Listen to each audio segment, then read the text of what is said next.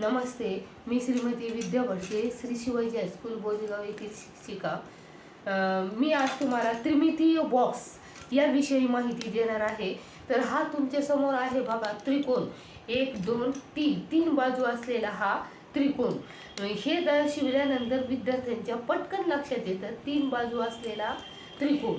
नंतर हा आहे चौकोन, एक बाजू, दोन बाजू, तीन बाजू आणि चार बाजू। तर हा चौकोनी बॉक्स आहे, तर हा चौकोनाकृती झाला।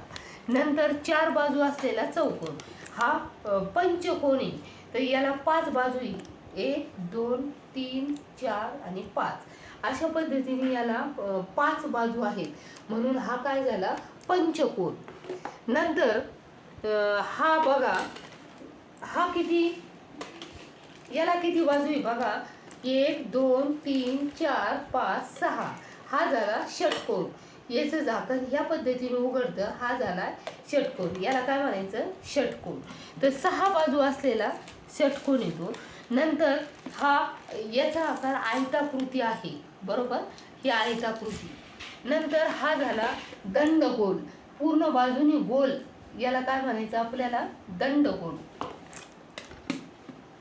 हा त्रिकोणी प्रिझम सारखा आकार आहे बघा, त्रिकोणाकृती त्रिमितीय वस्तू येत्या, 1 2 3 4 5 6 सहा बाजू असलेला त्रिमितीय आकार।